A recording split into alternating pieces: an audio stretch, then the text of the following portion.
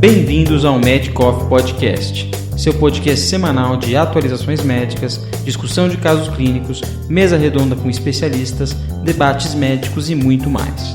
Nosso objetivo é trazer os melhores profissionais de cada especialidade para discutir medicina de modo fácil e interessante para médicos e estudantes de medicina.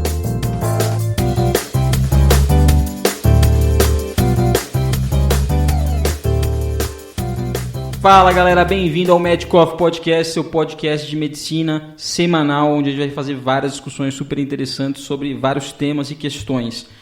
Hoje a gente vai fazer comentário da prova de 2019 da Faculdade de Medicina da USP. São 20 questões que a gente vai discutir questão a questão, detalhadamente, cada item, para que você não tenha mais dúvida dessa prova. E vai mostrar para você também como é que funciona a nossa discussão de questões. A gente acha que estudar com questões é muito mais do que simplesmente fazer as questões e ver o que você acertou, o que você errou. Você tem que observar item por item até você entender os fundamentos de cada item, os conceitos que você tem que levar de cada questão. É assim que se estuda por questão. Então, a gente vai com calma, discutir opção por opção, para a gente chegar na melhor resposta em cada uma dessas questões. Essa questão começa na questão 61 dessa prova, que a gente está mandando aí para vocês também. Hoje, a nossa equipe que está discutindo questões sou eu, que sou Augusto, sou residente de urologia do HC e sou ex-residente de cirurgia geral do HC. A gente está com o Felipe ele é ex-residente também de cirurgia geral e atualmente é R4 da Gastro, do HC da USP. E estamos com o Matheus também, que é R4 da Gastro da USP, ex-residente de cirurgia geral do HC da USP. Fala pessoal, tudo bem? Tudo bem, Augusto. Vamos lá, Matheus. Vamos lá, vamos para a primeira questão? Então vamos lá, questão 61 da prova, você prepara aí a questão 61. Temos um homem de 75 anos com antecedente de FA crônica, fazendo uso de anticoagulante oral, varfarina, está em programação de hernioplastia incisional. Pergunta qual é a conduta em relação ao uso do anticoagulante. Então, opção letra A, ele coloca como suspender a medicamento 12 horas antes da cirurgia. Opção letra B, infundir plasmafésico congelado na indução anestésica. Opção letra C, suspender a medicação por 5 dias antes da cirurgia. Opção letra D, suspender a vitamina K por 7 dias previamente à cirurgia. E aí, o que a gente tem que fazer nesse caso? Essa questão é interessante, que favorece aquele bom interno, né? Como é de costume na prova da USP. Então, eles colocam bastante casos clínicos que a gente costuma ver no internato, aquele interno médico recém-formado que cuidou do paciente na enfermaria de cirurgia, certamente teve contato com um caso assim. Então, esse paciente com fibrilação atrial crônica que usa varfarina, ou seja, ele está anticoagulado, o que a gente deve fazer?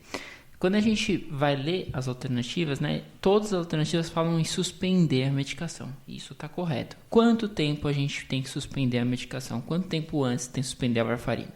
Normalmente, o paciente que está anticoagulado, com varfarina, a gente controla a anticoagulação dele por meio do INR, né, do tempo de protrombina. E o INR desse paciente está entre 2 e 3. Para a gente operar esse paciente, nosso anestesista não suspender a cirurgia, o INR tem que estar menor do que 1,5. E a gente sabe que a meia-vida aí da varfarina, a gente tem que suspender a varfarina entre 3 e 5 dias antes da cirurgia. Então, que seria a alternativa C, a resposta, né? Suspender a medicação 5 dias antes da cirurgia. Essa questão ajuda a gente porque já está falando de um paciente e todas as opções se referem a suspender a medicação.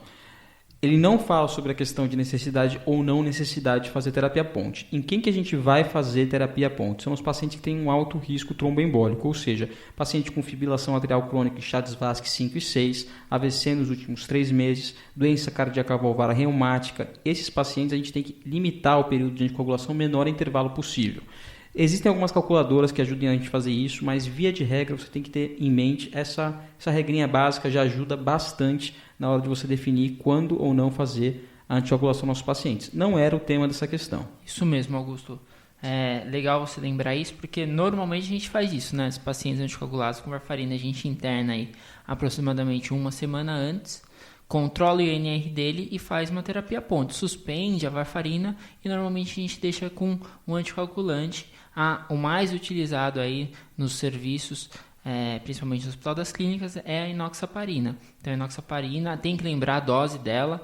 Para anticoagulação, a gente usa 1 mg por quilo de 12 em 12 horas ou 1,5 mg por quilo uma vez ao dia para o paciente. E a gente considera que esse paciente está anticoagulado e suspende a enoxaparina 24 horas antes da cirurgia. Show de bola. Então, nessa questão a gente fica com a resposta, então, letra C. Marca aí, suspender a medicação 5 dias antes. Só fazendo um último comentário dessa questão a respeito de infundir plasma fresco congelado, suplementar a vitamina K 7 dias previamente. Esses são os casos em que a gente tem cirurgias de urgência ou sangramento ativo. Quando a gente tem algum sangramento ativo, o paciente que está sangrando e ele é anticoagulado, ou a gente precisa fazer algum tipo de cirurgia de urgência, são os casos em que a gente vai trabalhar com infundir plasma fresco congelado na indução anestésica ou reverter a anticoagulação. Numa cirurgia eletiva, como é uma plastia incisional, o que a gente vai fazer? A gente vai fazer justamente a terapia ponte com enoxaparina. Por isso que a resposta aqui é a letra C, suspende a medicação 5 dias antes. A opção está até quase que incompleta, porque ele poderia falar assim, terapia ponte com enoxaparina, e ajudar um pouco o candidato, mas ele quis ser um pouquinho maldoso. Mesmo assim, resposta correta, letra C. E se a questão perguntasse, por exemplo, quais são os fatores da coagulação que a varfarina inibe, a gente teria que lembrar que são os fatores 2, 7, 9 e 10. Mas como você está aqui no Medical Office, a gente vai dar um macete. É só lembrar assim, 2 mais 7 é 9, e se acertou a continha, tirou 10, passou na prova. 2 mais 7, 9, tirou 10, parabéns. Fatores 2, 7, 9 e 10. Também inibe a proteína C e S, que são fatores anti- ou procoagulantes. Isso daí confunde às vezes, né? Confunde, né? São fatores anticoagulantes. A proteína C e a proteína S são fatores anticoagulantes. Por isso que quando você inicia a terapia com varfarina, você tem que estar ligeiro, porque primeiro vai inibir a proteína C e a proteína S e o paciente vai ficar no estado pró-trombótico. Por isso que você sempre começa fazendo enoxaparina para depois introduzir a varfarina na prática clínica. Isso, a gente vê muito isso nos casos de TVP, né? Mas vamos deixar isso para os clínicos. Quando eles virem aqui, a gente conversa sobre isso com eles, né? Questão, então, número 62, Matheus. Então temos aqui um homem de 67 anos com dor abdominal difusa, de forte intensidade, que se iniciou há 1 hora. Ele refere 2 episódios de vômitos, nega alterações do hábito intestinal ou sintomas urinários. Além disso, ele tem um antecedente de cirurgia de urgência por úlcera gástrica há 25 anos. É um grande tabagista de 50 maços anos, etilismo de 3 doses destilados por dia, hipertenso, já infartou há 8 anos. Além disso, usa aspirina, atenolol, atorvastatina. No exame físico, ele está em bom estado geral, um pouco agitado, 110 de frequência cardíaca, 16 de respiratória, anictérico. O abdômen está flácido e doloroso, a palpação profunda. Não tem irritação peritoneal. Hemoglobina de 15, 17 mil leucócitos, amilase 175, lipase 130, PCR de 87, uma gasovenosa de um pH 7.3 e um lactato de 27. Qual é a principal hipótese diagnóstica? Alternativa A, isquemia intestinal, B, úlcera perfurada, C, pancreatite aguda ou D, diverticulite perfurada. O que é que vocês acham? Então vamos lá. Questão, se a gente for no enunciado dessa questão, a gente chega na resposta rápido. A gente tem um homem de 67 anos com dor abdominal difusa. Até aí, todas as opções são possíveis, certo? Tanto isquemia intestinal, úlcera perfurada, pancreatite e verticulite podem dar uma dor abdominal difusa. Forte intensidade, início súbito. O que dá início súbito? Aqui a gente já chegaria bem próximo da questão. Por quê? Porque só deixaria com a gente a opção letra B e a opção letra A. É isso que dá dor de início súbito. Úlcera perfurada pode dar uma dor de início súbito. Geralmente, óbvio, o paciente pode ter umas dores anteriormente a isso, porque esse paciente geralmente tem gastrite ou tem alguma úlcera duodenal. E isquemia intestinal, porque causas vasculares são as causas que dão dor de início súbito. Vamos continuar então no enunciado. Teve 2 episódios de vômito. Por quê? Porque ele quer chamar atenção um pouquinho para a pancreatite, mas vamos esquecer a pancreatite, porque essa dor de início súbito ele não quer isso. Nega alteração do hábito intestinal, nem sintomas urinários. Antecedente de cirurgia de urgência para úlcera gástrica há 25 anos. Por quê? Quer que você vá na opção letra B, mas vamos continuar lendo. Ele é um paciente tabagista, etilista, hipertenso. Faz uso de vários medicamentos aí por causa das comorbidades dele. Isso fala mais a favor do que? De isquemia intestinal também. São pacientes que têm policomorbidades. Além disso, como é que está o exame físico dele? É aqui que a gente mata de ver essa questão. O exame físico dele está flácido, doloroso, a palpação profunda, mas não é aquela coisa que comove. Ele não tem irritação peritoneal. Quando a gente tem essa mudança aí de paradigma quando a gente faz o exame físico, ou seja, o paciente relata uma dor super intensa, no exame físico não é tudo isso, o que isso lembra a gente? Isquemia intestinal. É aqui que a gente chega mais perto ainda da opção letra A. Daí ele coloca mais uma coisa para incomodar a gente, amilase e lipase um pouquinho elevadas. Pode dar isquemia intestinal, pode levar a amilase e lipase? A gente sabe que sim, pode ter uma elevação principalmente de amilase nesse contexto de isquemia intestinal e isso definitivamente não é pancreatite aguda. Lembrando que o diagnóstico de pancreatite aguda, ele envolve 3 coisas. Envolve a história do paciente, que tem uma dor que pode ser de início insidioso, associada à alimentação, pode ter dor quando se alimenta principalmente, essa é a principal característica, presença de vômitos. A gente tem o exame de imagem, que geralmente não é solicitado inicialmente, mas se você tem dúvida diagnóstica, você pode acabar fazendo uma tomografia e ver aquele borramento do pâncreas, que geralmente já ocorre numa fase inflamatória um pouco mais tardia. Pode não ter alterações no início, mas também é um critério diagnóstico. E o terceiro critério diagnóstico é o laboratorial, com elevação de amilase, principalmente lipase. Nesse caso aqui, a gente está falando muito de isquemia intestinal realmente, porque o aumento foi discreto, o tipo de dor é característico, e o exame físico também está característico, ou seja, não tem nada a ver com o que o paciente está relatando para a gente. Então, essa questão é uma questão completamente de exame físico, exame físico, história do paciente e achado dos exames laboratoriais. Essa questão é muito interessante, né? E acho que tem 2 coisas que matam essa questão, no meu ponto de vista.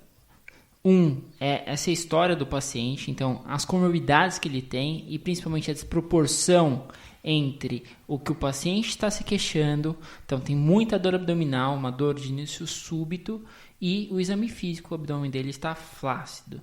Então, só com o exame físico flácido a gente já excluiria, por exemplo, uma úlcera perfurada, né, que daria peritonite e ia dar defesa. E uma outra coisa que a gente vai ver também, o lactato dele está aumentado. Lactato aumentado. Mas é um lactato venoso. Lactato venoso. Ele nem fala aqui, né, se é arterial ou venoso, mas realmente só isso aí daria dúvida. Mas com o contexto, né, com o quadro clínico inteiro do paciente, sim, é a melhor opção realmente a isquemia intestinal. Um pouquinho tocado, lembrar de isquemia intestinal, porque aumenta realmente a amilase. E aqui a gente teria que fazer o quê? Teria que fazer uma angiotomografia para confirmar esse diagnóstico. Um conceito interessante que a gente tem que lembrar em relação à isquemia mesentérica é que existem 2 tipos. Então, tem isquemia mesentérica embólica, que é a que mais cai na prova, e tem isquemia mesentérica trombótica, que é no nosso paciente. O nosso paciente é arteriopata, o nosso paciente é hipertenso, tabagista, já infartou. Então, o que é isso? Ele tem cálcio, tem aterosclerose dentro da artéria mesentérica superior e alguma coisa descompensou isso, calcificou, coagulou e entupiu a mesentérica superior do nosso paciente. É essa a etiologia da isquemia mesentérica. Se fosse uma questão escrita, ele poderia até perguntar qual que era a fisiopatologia, você teria que falar que era trombótica para acertar aquele pontinho a mais, se é isso que diferencia o candidato na prova escrita. Que é muito menos comum da gente ver tanto na nossa prática clínica quanto nas questões da embólica. Quando a gente lembra da embólica, a gente lembra o quê? Da fibrilação atrial. Então, ele coloca o pulso irregular, que aí todo mundo vai e acerta a questão porque está escrito pulso irregular, lembra do trombo que formou no coração e parou na artéria mesentérica superior. Realmente a mais comum, mas não é a única causa. Inclusive, na minha prática clínica, eu já vi pacientes oncológicos que fazem isquemia trombótica por causa da procoagulação secundária à neoplasia. Isso aí poderia ser, inclusive, um caso clínico aí para as próximas questões da USP aí. Então, beleza? Então, melhor resposta aqui, opção letra A, isquemia intestinal. Vamos para a questão, então, 63 dessa prova. Questão 63 tem uma mulher de 42 anos com uma lesão cutânea hiperpigmentada de 1,5 cm na face anterior da perna direita. Passou no dermato, fez uma biópsia excisional da lesão. O diagnóstico histológico foi um melanoma nodular, Breslow de 2,3 mm, Clark 3, ulceração presente, 3 mitoses por milímetro quadrado, microsatelitose ausente, regressão ausente, invasão perineural ausente, invasão angiolinfática ausente, fase de crescimento vertical, margens cirúrgicas livres, a menor a 2,5 mm da lesão. fez um retorno depois da biópsia, não tinha queixa, mas tinha um linfonodo palpável na região inguinal à direita de 2 centímetros, móvel, fibroelástico, indolor, fez uma tomografia de tórax, abdômen e pelve, não foi evidenciado nenhuma metástase. É uma questão que traz um monte de informação, né, para o candidato, até confunde um pouco, porque fala de todos os parâmetros histopatológicos e pede qualquer próxima conduta. Acho que foi uma das questões mais difíceis dessa prova desse ano, inclusive. Então, essa poderia ter caído para R3 tranquilamente. Muitos errariam, eu diria. Opção letra A, ampliação de margem com pesquisa de linfonodo sentinela. Opção letra B, linfadenectomia inguinal com ampliação de margem. Opção letra C, químio e rádio. Opção letra D, punção aspirativa por agulha fina, que é o PAF, deste linfonodo. E aí, qual que é a melhor resposta nesse caso? Essa questão é boa porque a gente aprende, só com a descrição aqui do que foi feito, a gente já vai aprendendo, né? Que a paciente pigmentada, suspeita de melanoma, e a conduta foi biópsia excisional. Ele já descreve aí, foi indicada uma biópsia excisional. E é justamente isso que a gente sempre faz, né? Na suspeita de melanoma, sempre que possível a gente faz essa biópsia excisional. Com qual margem? Uma margem milimétrica, a menor possível, 1 milímetro, 2 milímetros, retirando a pele, um pouquinho de pele normal, esse milímetro de pele normal e a gordura subcutânea. A gente só não consegue fazer isso quando a lesão é muito grande, em face, em planta do pé, a gente não vai conseguir retirar a lesão inteira, né? Então, nesses casos de lesões muito grandes, em áreas nobres, a gente poderia fazer um punch ou uma biópsia incisional. Mas sempre que possível é preferível essa biópsia excisional, que foi o que foi feito. E aí depois o paciente voltou com anátomo patológico, mostrou um Breslow de 2.3, um Clark de 3, uma lesão tinha ulceração, tinha também ausência de regressão, ausência de invasão perineural, uma fase de crescimento vertical e também imagens cirúrgicas livres, né, de 2,5 milímetros. Se fosse na prática clínica, se não fosse por esse linfonodo aí da paciente, a próxima conduta seria o quê? Seria ampliar margens e pesquisar pesquisa de linfonodo sentinela. Né? Eu acho que isso que é o fundamental que a gente tem que lembrar dessa questão, é qual que seria a conduta padrão nesse caso, na ausência desse linfonodo. Essa que é a grande questão. O que o aluno precisa saber é na ausência desse linfonodo. Essa prova veio com uma questão muito difícil, que mostrou um linfonodo que é um achado atípico nesses pacientes. Em geral, é exatamente isso. Concordo plenamente com o Matheus. A gente tem que raciocinar, o aluno tem que raciocinar sem esse linfonodo. E depois a gente pensa como é que vai fazer com esse linfonodo. Agora, a conduta, pensando como um câncer, né? O paciente voltou com um câncer. Então, além de fazer isso, logo antes a gente teria que fazer o estadiamento, que é o que é feito com todo o câncer. O paciente chega com anátomo patológico de um adenocarcinoma de qualquer lugar, ou mesmo desse melanoma, a gente faz o estadiamento. Né? Aqui no caso seria tomo de tórax, abdômen e pelve, DHL, e extratando de uma lesão localizada, não seria uma lesão metastática, a gente prosseguiria com ampliação de margem, pesquisa de linfonodo sentinela, porque ela apresenta os critérios, só por esse Breslow aí de 2.3, né?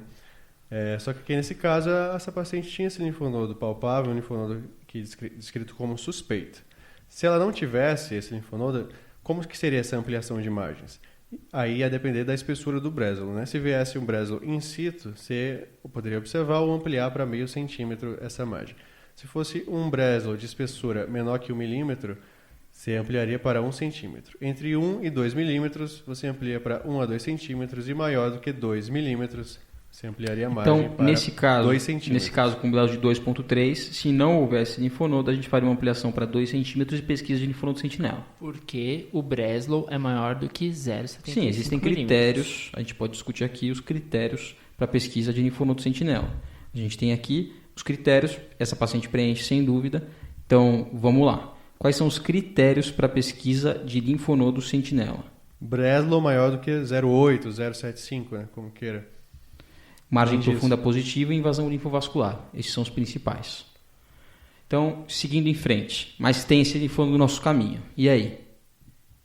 Então, se o linfonodo é suspeito, a gente tem duas opções. Ou já realizar a linfadenectomia de cara, né? Retirar todos os linfonodos da região, mas isso daí incorre em algumas morbidades, acrescenta morbidades para a paciente. E se aquele linfonodo for negativo, né? A gente fez uma linfadenectomia extensa, inguinal, e a paciente pode não ter benefício nenhum, só ficar com linfedema, com a infecção, com seroma, Então, é mais prudente a gente ter certeza que esse linfonodo é realmente comprometido. E a maneira menos invasiva, menos mórbida de identificar se esse linfonodo é doente ou não, para então prosseguir com a linfadenectomia, caso esse linfonodo seja doente, é através da punção aspirativa por agulha fina, um procedimento simples e com pouquíssimas complicações.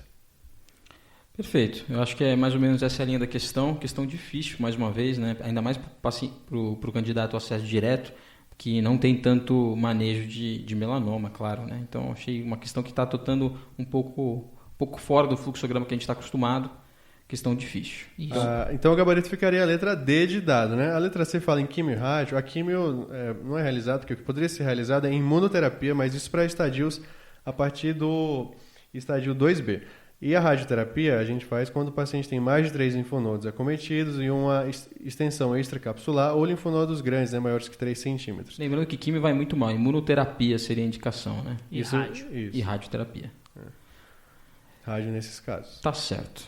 Então, acho que dá para a gente seguir. Vamos para a questão 64. Questão 64 está perguntando aí direto ao ponto, indo qual que é a característica de multiplicação a ser utilizada para facilitar a micção em um paciente com HPB. Vamos deixar nosso urologista responder essa, né? Então, essa questão, como eu gosto de falar, né? Quanto mais especializada é uma área, ele está cobrando uma questão de urologia, mais simples vão ser as questões, o que é um bom exemplo, né? Uma boa ilustração disso, né? Uma questão muito simples que está discutindo um pouquinho sobre o tratamento de pacientes com HPB. Então, só lembrando um pouquinho, paciente com HPB é um paciente que tem uma hiperplasia da zona transicional da próstata e vai ter sintomas urinários decorrentes disso, que são principalmente sintomas de esvaziamento e sintomas de armazenamento. Os sintomas de armazenamento são o quê? São polaciúria, são urgência miccional, são às vezes incontinência paradoxal, e os sintomas de esvaziamento são o quê? O jato urinário fraco, a hesitação urinária, o gotejamento, esses são os sintomas de esvaziamento. Então, nesses pacientes a gente tem que avaliar como que a gente vai fazer o tratamento. O paciente que praticamente não tem sintoma, a gente pode fazer mudanças comportamentais, já vai ajudar bastante esses pacientes. Qual que é a mudança comportamental? Diminuir alimentos que têm ação diurética, como cafeína, como álcool, diminuir líquido antes de dormir e assim por diante. Os pacientes que têm sintomas leves e moderados, a gente pode fazer o tratamento monoterapia ou a gente já pode fazer uma associação. Sempre que a gente faz o tratamento com monoterapia, a gente chega na resposta que essa questão quer, porque a opção é a letra B, alfa-bloqueador. Então, a primeira linha de tratamento que a gente faz nesses pacientes é com o alfa-bloqueador, que vai fazer uma... Qual que é a estratégia que a gente usa quando a gente faz o alfa-bloqueador? A gente faz um relaxamento da musculatura prostática com redução desse fator obstrutivo dinâmico associado à contração da próstata. Então, tem uma ação rápida. Os principais efeitos colaterais nesse caso é hipotensão postural e anejaculação. Certo? Você tem que avisar sempre o paciente, principalmente o paciente velhinho, que ele vai ter uma hipotensão ortostática, pode ter tontura associada à medicação, principalmente se ele usa outros antihipertensivos associados. Então, resposta aqui, letra B. Lembrando que a resposta letra A, por que está errada? Anticolinérgico. Anticolinérgico a gente até pode usar nos pacientes que têm muitos sintomas miccionais, principalmente sintomas relacionados à urgência, porque esses pacientes podem ter episódios de hiperatividade detrusora. Mas esse é um paciente, essa é uma modalidade de tratamento que a gente vai usar como terceira linha e a gente vai utilizar só naqueles pacientes que têm um resíduo pós-miccional baixo, porque se ele tem um resíduo pós-miccional elevado, a gente não pode utilizar um anticolinérgico. Vai diminuir a contração detrusora dele e vai aumentar o resíduo dele, podendo causar inclusive insuficiência renal. Então, melhor resposta aqui, sem dúvida, letra B. Augusto, você pode comentar um pouco pra gente quando a gente usa o inibidor da 5-alfa-redutase aí? Então, isso é uma questão muito interessante. O inibidor da 5-alfa-redutase seria ou uma segunda linha de tratamento para quem não tolera usa tanzolosina ou em associação nos pacientes que têm sintomas moderados a severos. Então já tem várias drogas no mercado que inclusive associam já em um único comprimido tanto o inibidor da 5-alfa quanto o alfa-bloqueador. O que faz o inibidor da 5-alfa-redutase? Ele é o bloqueador periférico da conversão de testosterona na forma ativa, que é a dihidrotestosterona.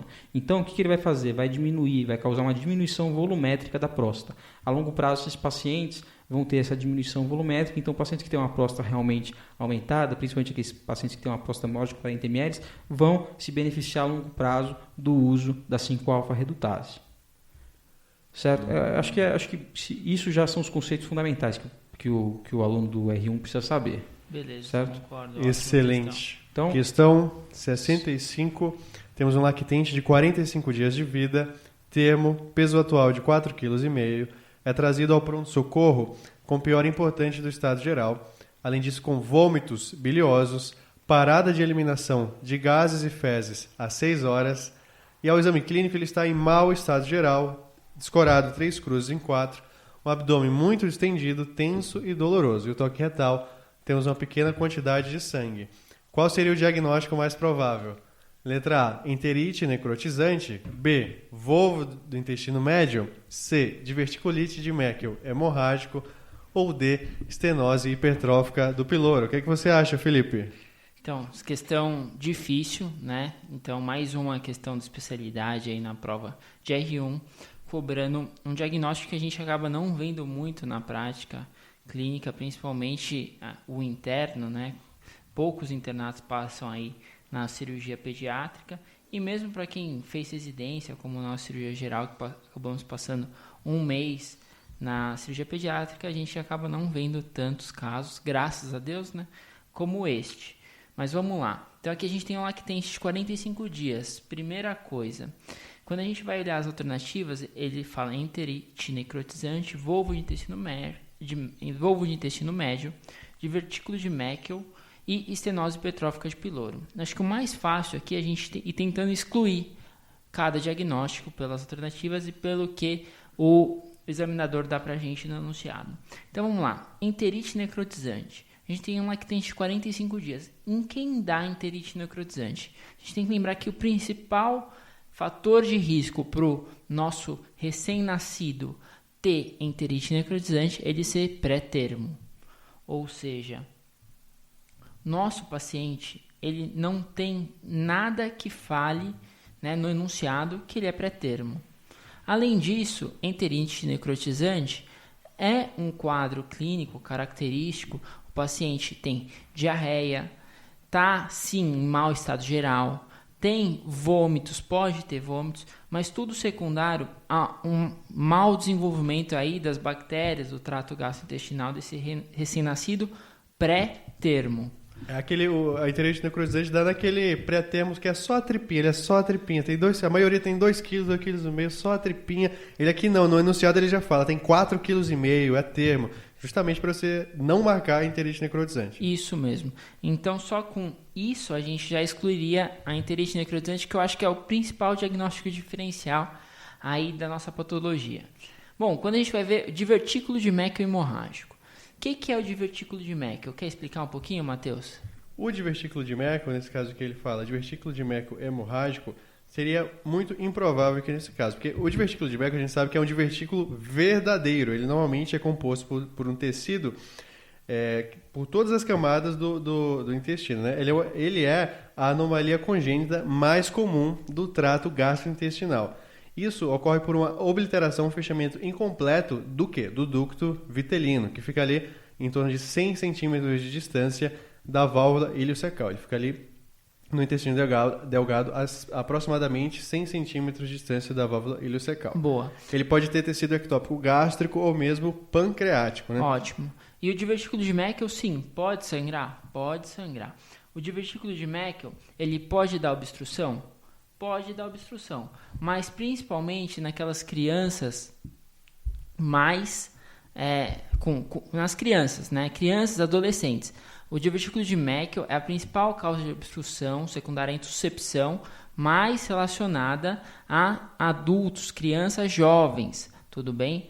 Enquanto que a intussuscepção no recém-nascido, normalmente ela é idiopática ou relacionada com rotavírus. Sem contar que o sangramento aqui não deixaria a criança com mau estado geral, não deixaria o abdômen dessa situação. Né? Então, o problema muito aqui, dificilmente a criança ia ficar chocada. Está com um abdômen agudo por mesmo. causa disso. Sim.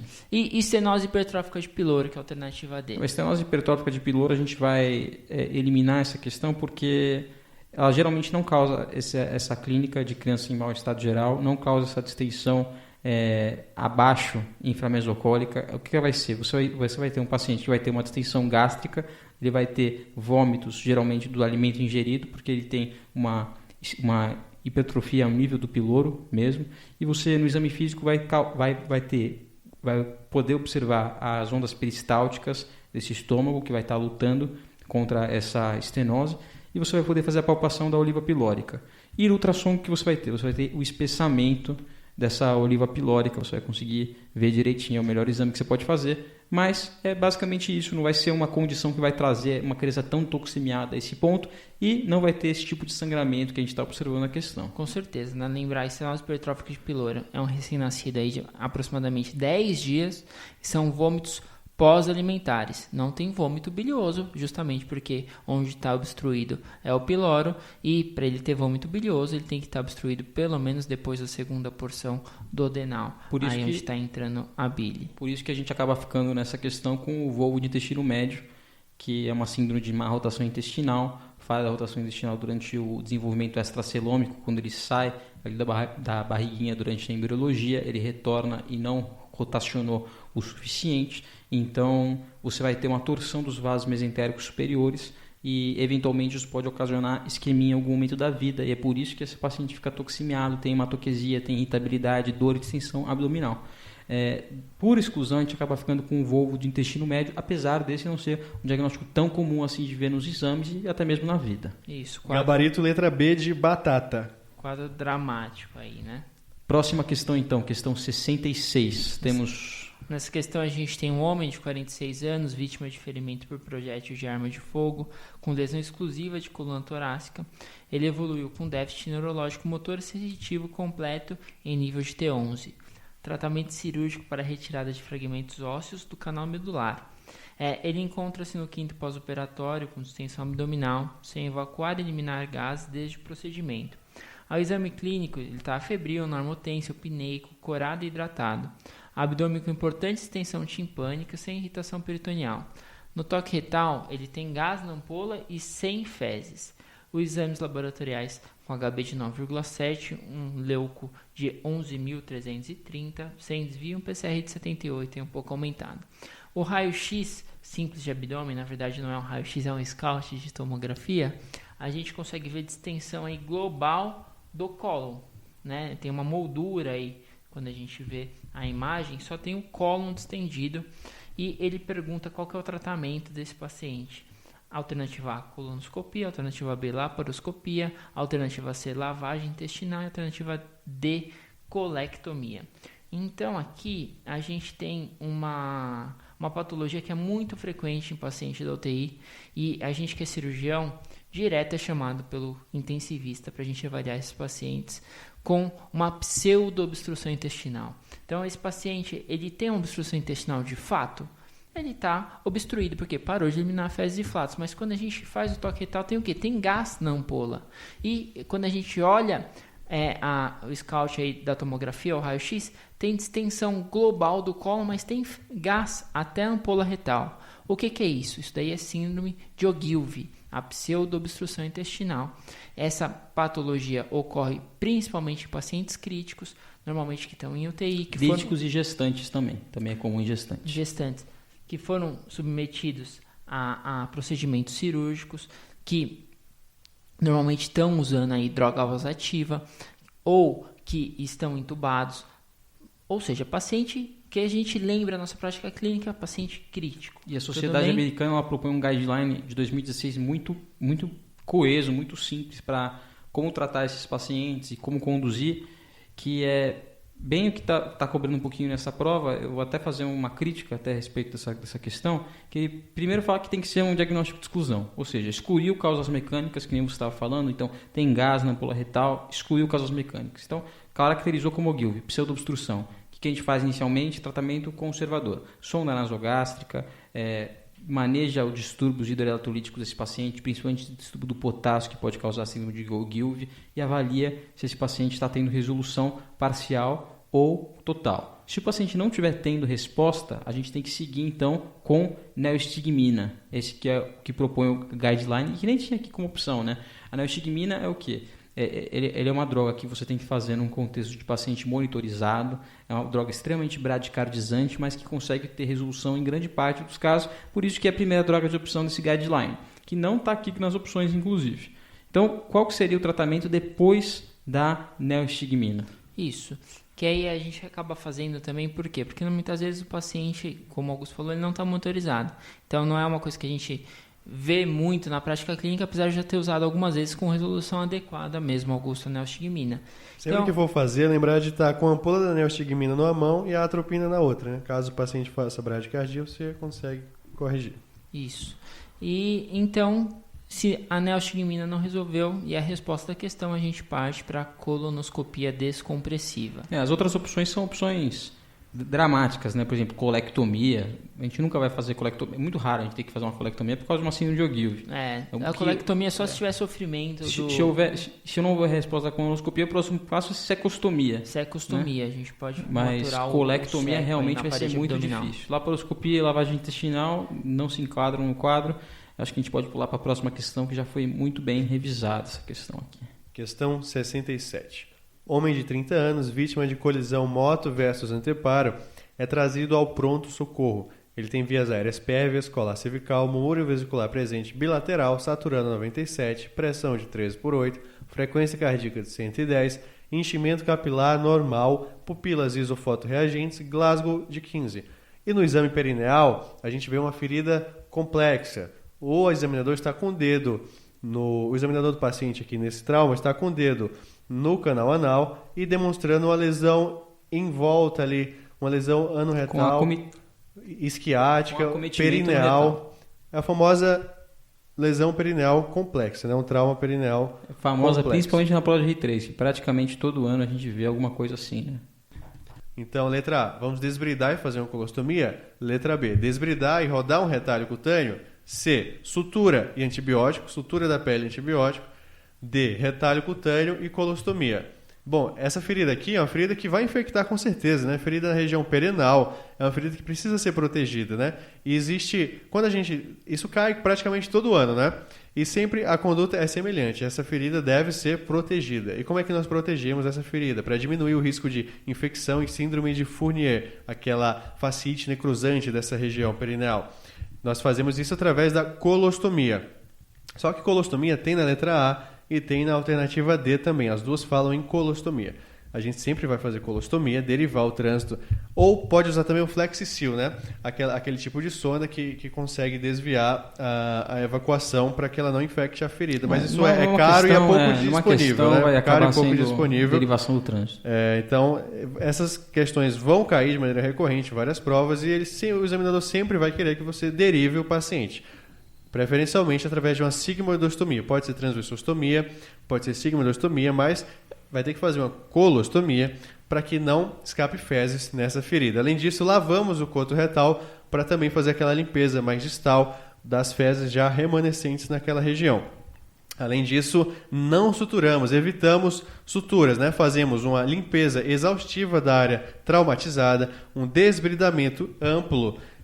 Quando possível, colocamos um dreno na região para evitar acúmulo de secreções, acúmulo de coleções. Se for cabível naquela situação, colocamos um dreno. Mas o principal é fazer a limpeza, fazer a colostomia, desviar o trânsito e, decorem isso, aprendam isso, manter a ferida fechada ou aberta. Essa ferida a gente vai fechar ou vai deixar aberto? Dona Maria, tá aqui essa ferida, vamos deixar aberto? Será que Dona Maria vai aceitar? Ela vai ter que aceitar, não é mesmo, Augusto? Vai. Ferida aqui é sempre aberta. Inclusive tem gabaritos da USP que quando você fala de fechamento primário ou quando você faz alguma tentativa de sutura, eles simplesmente zeram sua questão, porque você não pode fazer fechamento desse tipo de ferida, você vai ter complicações graves, você tem que deixar essa ferida aberta e limpa, desbridada, sem tecido necrótico. Então, se o aluno soubesse que não era para fechar a ferida, ele já excluiria a letra B, C e D, porque elas falam em suturas ou retalhos. Gabarito, letra A, colostomia, desbridamento da região. Muito bem. Então, vamos para a próxima questão. Questão 68. Trata de um homem de 54 anos que está internado na unidade de terapia intensiva faz 10 dias por uma pancreatite aguda grave. Está com máscara de oxigênio, saturando 92%, taquicárdico, função renal normal, exames laboratoriais com HB de 10.6, um leuco de 16.000, PCR de 273. Tomografia abaixo. O que está demonstrando essa tomografia? Dá uma olhadinha nela para você tomar suas próprias conclusões. Vou falar agora. Na minha opinião, o que você tem aqui? Você tem um infiltrado importante peripancreático, você tem áreas que não tem realce do tecido, que demonstram que tem necrose, muita necrose nessa imagem aqui, mas a gente não vê muito gás dentro dessa imagem, que poderia demonstrar uma imagem de infecção. A situação aí está preta. A situação está muito ruim aqui, porque quando você não tem esse realce do parênquima pancreático, demonstra que esse pâncreas está virando regiões de necrose. Diferente daquela pancreatite edematosa aguda em que você vê aquele pâncreas grandão, tudo realçado, né? Não é bem aqui essa imagem. Aqui você vê áreas que você realmente não tem realce, que está com uma densidade de líquido mesmo, sem realce. Isso é necrose quando a gente observa. Então ele pergunta, além do suporte de terapia intensiva, qual conduta nesse momento? Daí ele dá a opção de antibiótico terapia, drenagem de coleção, dieta enteral por sonda e necrosectomia. Questão, na minha opinião, difícil. Por quê? Você tem que entender que o paciente está no 10º dia de uma pancreatite aguda, ele ainda está numa fase inflamatória da doença. Uma fase em que você espera que os parâmetros inflamatórios estejam elevados, está com PCR elevado, está com leucocitose, mas ele não está em piora franca, ou pelo menos no enunciado não está querendo demonstrar isso. Ele não fala que está em piora o paciente para você suspeitar de uma infecção. Um paciente que está no 10º dia de uma pancreatite aguda grave, ele vai ter mesmo esse laboratorial. Se ele não tiver em piora, a opção aqui realmente é você iniciar a dieta precoce nesses pacientes. Então, como esse paciente não toleraria dieta por via oral, a gente inicia dieta enteral por sonda, que é o que responde aí a nossa questão, opção letra C. Por que a gente não entra com antibiótico nesse momento? A gente não entra porque a gente não sabe como é que está o parâmetro evolutivo desse paciente e esse paciente não parece, pelo enunciado, estar em piora. Além disso, na tomografia a gente não identifica sinais de infecção, por exemplo, como gás, coleções peripancreáticas com gás no seu interior. Isso poderia também ser um critério para a gente iniciar a antibiótico terapia nesse caso. A opção de a gente fazer uma drenagem na coleção, ela vai depois que a gente iniciou a antibiótico terapia, não teve resposta, a gente pode começar a fazer o que a gente chama de step-up approach, ou seja, fazer pequenas drenagens dessa coleção até conseguir controle da doença. E a opção D, necrosectomia, é uma coisa que a gente raramente faz nos dias atuais, só quando o paciente não responde nem antibiótico terapia, nem step-up approach e o paciente está indo muito mal. É praticamente uma situação em que a gente não tem mais o que fazer, a gente vai optar pela necrosectomia. Justamente porque quanto mais invasivo o procedimento, maior a mortalidade associada. Exatamente. É interessante essa questão aqui, a gente lembrar que iniciar a dieta enteral precocemente nesses pacientes, vários estudos mostram que diminuem a taxa de infecção da coleção peripancreática justamente por diminuir a taxa de translocação bacteriana. Outra coisa que a gente tem que lembrar com essa questão de pancreatite aguda grave é que os pacientes que são submetidos à nutrição parenteral, ou seja, nutrição por via endovenosa, vários estudos demonstram aumento da mortalidade desses pacientes. Então, se caísse dieta parenteral, quase nunca vai ser a opção, só se o paciente está muito mal. Por quê? Porque esse paciente vai pior, ele tem uma taxa maior de infecção e tem uma taxa maior de mortalidade, tá bom? Então, dieta enteral é a resposta da questão. Muito bem, questão então 69, a gente tem um paciente submetido à cirurgia de tireoidectomia total, com esvaziamento nível 6 por um carcinoma papilífero de tireoide, sem intercorrências intraoperatórias. Depois de alguns minutos, o que aconteceu? Cursou com estridor, necessidade de uso de musculatura acessória para respirar e pergunta qual a estrutura que deve ter sido comprometida durante a cirurgia desse paciente. Então, a opção letra A, a gente tem os nervos laríngeos inferiores, opção letra B, pleura visceral, opção letra C, parede posterior da traqueia, opção letra D, paratireoide. E aí? Bom, na cirurgia de tireoidectomia, sabidamente existem algumas complicações clássicas, né? Seroma, hematoma, lesão do laringeu inferior, que é o laringeu recorrente, lesão da traqueia pode ocorrer, lesão das paratireoides também pode ocorrer. Todas elas podem ocorrer. Lesão da pleura visceral é muito incomum, né? Não é habitual se lesar um pulmão na cirurgia de tireoide, não está tão próximo assim. Então, qual seria aqui essa situação? A situação do paciente é que ele foi extubado e evoluiu com estridor. Será que foi lesão na paratireoide que causou isso daí? A gente sabe que lesão na paratireoide pode dar hipocalcemia. E daí a hipocalcemia pode dar aqueles sinais clássicos. Sinais de Trousseau, que é aquele espasmo carpo-podal, que você insufla o manguito, a pressão acima da pressão da artéria braquial por 3 minutos, 20 milímetros acima dessa pressão sistólica do paciente. E nos casos de hipocalcemia vai ter a flexão do punho, extensão das interfalangianas e adução do polegar, né? Aquela mão de parteiro. Então, o outro sinal que a gente vê é o sinal de Chivostek, que você percute o nervo facial anteriormente ao pavilhão auditivo e aí vai ter contração da musculatura da face e do lábio superior no lado que fez a percussão. Mas isso daí seria o terceiro, quarto, quinto pós-operatório de um paciente que lesou a paratireoide. Não seria o caso aqui logo após a extubação. A lesão da traqueia pode ocorrer sim, pode ocorrer principalmente com o uso inadvertido, o uso excessivo do eletrocautério. Mas a questão daria outros sintomas, outros sinais aqui. Teria enfisema cervical, seria uma situação mais drástica. Então, e é muito mais incomum, né? Ele quer saber aqui também a mais provável. A pleura visceral também não é, então a gente fica com os nervos laringeus inferiores, né? O nervo laringeu inferior é um ramo, originado do nervo vago na região torácica, né? Ele tem aquele trajeto ascendente pelo sulco tráqueo esofágico que vai inervando os músculos da laringe. Como ele é conhecido mesmo, Matheus? Ele é conhecido como o nervo laringeu recorrente, mas algumas vezes ele pode não ser recorrente, ele pode se originar diretamente do nervo vago na própria região cervical, na altura da cartilagem tireoide. Então, nessa questão, o mais provável é que ele tenha lesado mesmo esse nervo laringeu inferior. Esse paciente teve uma situação dramática, a pior situação possível, né?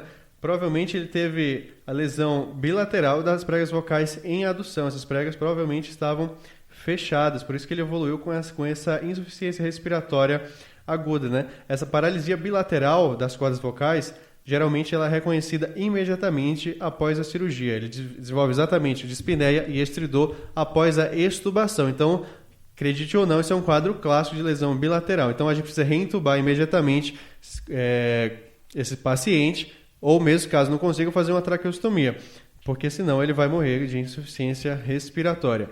Então, o gabarito dessa questão é a alternativa A.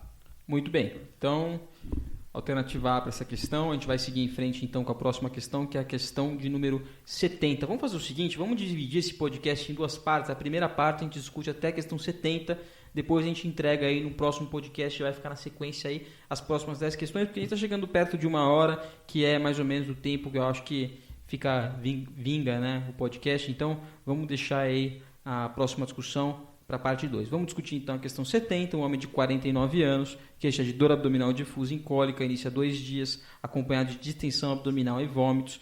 Última evacuação faz 4 dias, não teve antecedente de alteração do hábito intestinal nem perda de peso, tem antecedente de laparotomia devido a um trauma abdominal fechado há 13 anos atrás, não tem comorbidades e no exame físico está em bom estado geral, desidratado, com abdômen distendido, timpânico, ruídos hidroaéreos aumentados, doloroso, a palpação profunda, sem irritação peritoneal, toque retal com fezes normais na ampola, presença em pequena quantidade e sem lesões tocáveis. Ele pergunta qual que é a radiografia que corresponde ao quadro clínico atual. Então, a gente tem aqui um abdômen agudo obstrutivo clássico. O paciente está estável hemodinamicamente, está distendido. A primeira causa que a gente tem que imaginar nesses casos é brida. Sobretudo que ele tem laparotomia prévia. Quem tem laparotomia prévia nem se fala. Então, bridas, aderências. Primeira causa vai ser aderência intestinal. Brida. Primeira, segunda e terceira causa. Sem dúvida. Brida. Tá certo.